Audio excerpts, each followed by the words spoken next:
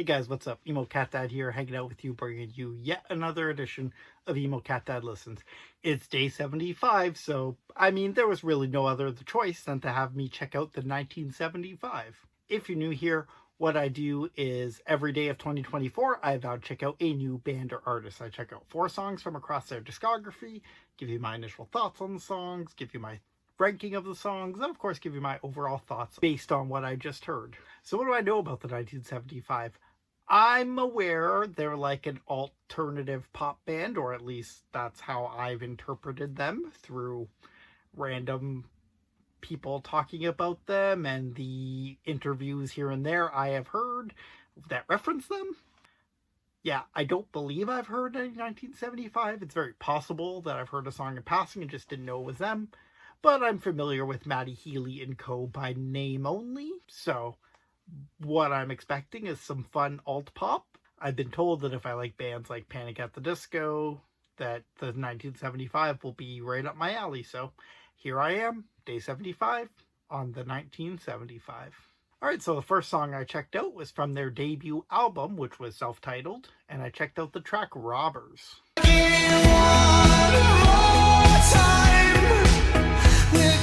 Okay, so the intro dragged on too long for me. If you guys have watched these before, you know I'm not a fan of long intros, outros, and musical interludes. And based on the runtime of these 1975 songs on Spotify, I think I'm going to be saying that parts dragged on quite frequently. The music was very enjoyable. It wasn't nearly as poppy as I had thought, so maybe I got that wrong, or maybe this was just a different sound that they were going for on this track. But yeah, this definitely is like gloomy alternative, and the lyrics took me on like a crazy ride I did not expect to go on. Alright, their next album came out in 2016. This is going to take a couple takes. It's called I Like It When You Sleep, for you are so beautiful, yet so unaware of it.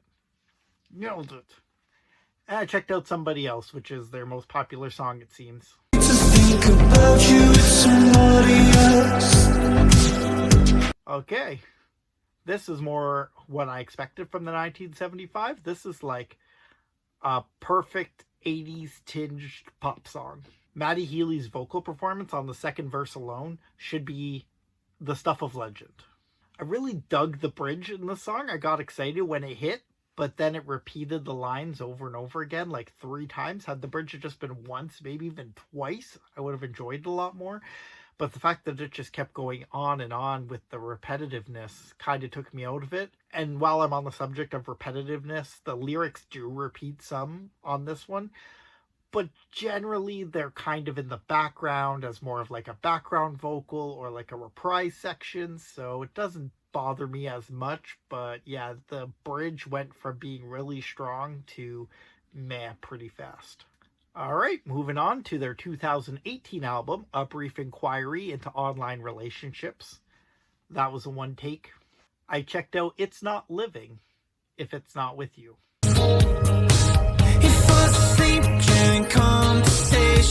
So this has the overall vibe of Somebody Else, but it trims out the fat. Talked a lot on the last track about some of the repetitiveness. They took that out. They took out some of the long musical parts. And honestly, with that is we get a great, 4-minute banger. It's got great hook, great melody, great lyrics. This band just knows how to write pop songs. Alright, and most recently, they released an album in 2022 called Being Funny in a Foreign Language. And I checked out the song About You.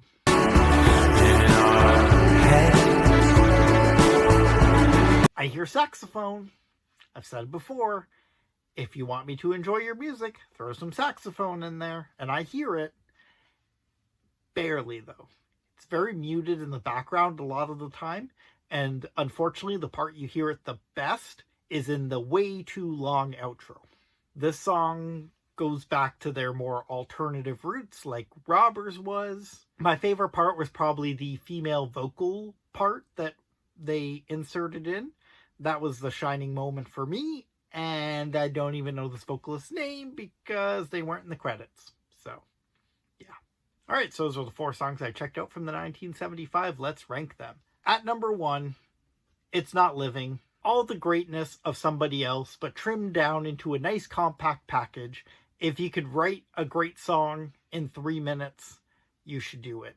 1975 came close with 4 minutes here, but there's nothing I would take out. It was solid all around, really enjoyable track.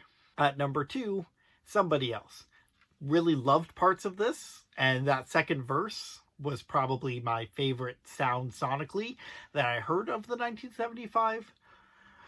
But unfortunately, there's a lot of musical breaks, the repetition in the bridge, and some of the lyrics repeating, of course, that were just all knocks against it, and ultimately, it ended up below It's Not Living.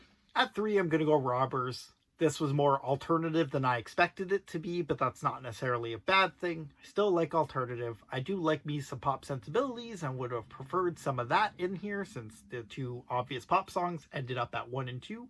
Robbers probably could have benefited, but ultimately it was still a very enjoyable alternative song, and the shock factor of the lyrics really took me aback. And finally at 4, It's About You. Not a song I hate or anything, just definitely not as strong as the top 2 songs that played more in the pop realm. And when I'm comparing alternative to alternative, Robbers definitely stands out more musically and lyrically than About You does. But I did love that saxophone. Maybe if they brought it up in the mix a little bit more, it could have stolen number 3. Alright, so what are my overall thoughts on the 1975? Well, I've mentioned it a bunch of times. They're great songwriters first and foremost. You cannot take that away from them, even if you don't like pop music or alternative music. They know how to write a great song. They definitely can still cut down on some of the filler, like the repeated lyrics, and of course some of the extended parts. The production on all these tracks are smooth as butter, and Matty Healy's vocals, for the most part, are as well. I don't love his vocal delivery as much as other bands in this genre, but he's got a lot of range that he plays with, and like I said, it could be top notch, like in that second verse of Somebody Else. Alright guys, that does it for me. Thank you so much for hanging out and checking out this edition of Emo Cat Dad Listens. There's 74 episodes to go back on, so if you just stumbled upon this one because you like the 1975, I implore you to go back and check those out. Maybe there's going to be some other ones you like. But before you leave, I want you to be a part of the conversation. So get in those comments. Let me know what you think of the 1975. What are some of your favorite songs? What's your favorite era of the band? And whether you agree or disagree with everything I've said here. And hey, I got a lot more of these Emo Cat Dad Listens to do over the next calendar year, so it would help me immensely if you gave me some suggestions of bands or artists that I should be checking out. You got my thoughts on the 1975, so maybe hearing that you were like, hey, this Emo Cat Dad would really dig this band or this artist. Let me know down there. And last but certainly not least, I need you guys to stick around for the ride with me. I'm going to be doing one of these every day of the year. So give me those suggestions and come back to check out those suggestions. And the simplest way of doing that is if you simply cut my wrists and hit subscribe. I'm your friendly neighborhood Emo Cat Dad signing off. Until next time, I want to hear you sad.